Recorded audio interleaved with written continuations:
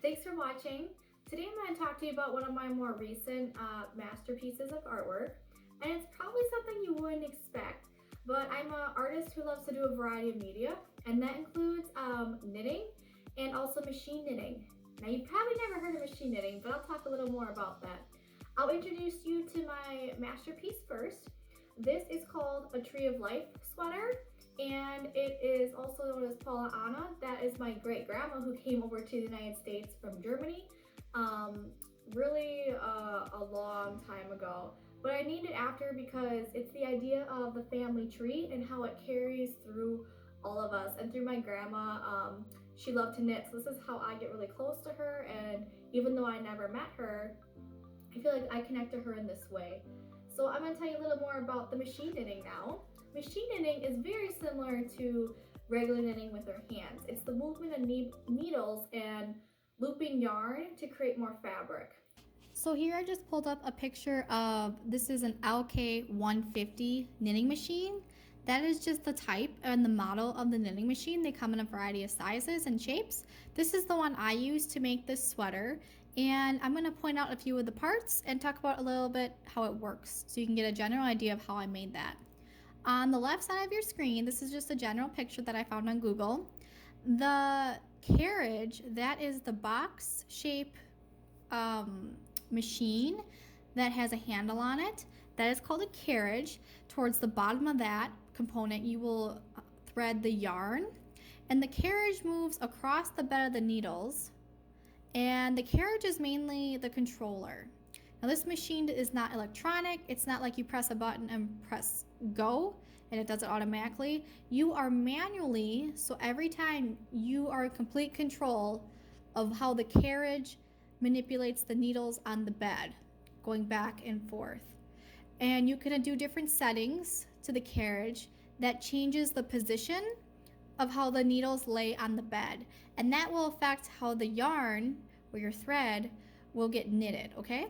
So I made this basic sweater by threading my yarn through the carriage right there, and I go back and forth, and the number of needles on the bed, that affects the size of your garment and how wide it is, okay? You can continue moving the carriage back and forth and it will add length to your project, but generally this is how the machine works, and it's super fun. Again, it's not something you can just press go and it does it automatically. Every row, everything that's going on, I am complete control of. So it's a very unique way of knitting and I truly enjoy it. So a sweater, when you make a garment or artwork to wear, is really cool because you make all different panels. So this front is the panel, and then the back, and the sleeves are also a panel, and you sew them together. A panel is just a big piece of fabric that's cut into certain shapes that are put together. As you probably noticed that I have different yarns and different colors. That really helps your artwork and the different shapes stand out. Also, besides color, is texture. Texture is very important, boys and girls. Do you notice the texture on the tree is different than the texture on the body of the sweater? Think about, why would I have texture on the body of the tree? It gives the tree more life, right?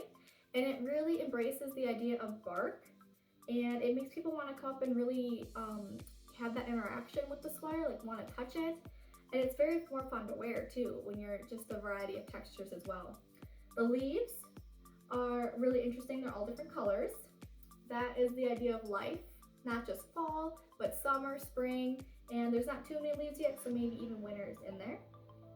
So the sleeves are actually stretchy too, just like you would find on a regular sweater. So it's very cool. I'm going to shift. This is called a bust or a mannequin. It's just something to model any type of wearable art you have. So I'm going to turn it and I will show you the back. Up towards the back, the tree really comes over the top of the shoulder, and some of the leaves sprinkle down and on the back of the sleeves. We're gonna go back to the front now because I want to talk about the design itself. So boys and girls, sometimes it's really important that our work is not symmetrical. That means that it's not the same on both sides. Do you think the sweater is the same on both sides?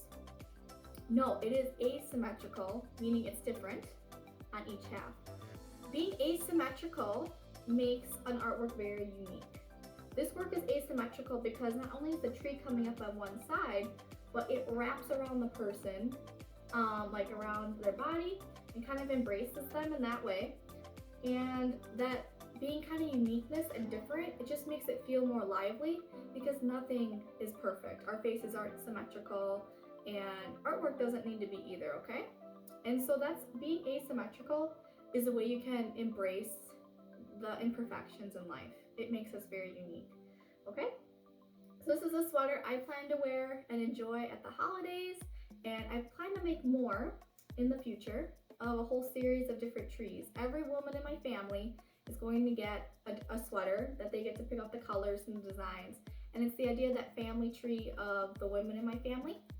So when you're an artist, make art not only for fun, but make it with a purpose and an intention. You know, that's something you're going to carry out, and you can branch out and touch other people that are close to you in their lives and make it really personal to them. All right, thanks for watching, and I will see you soon.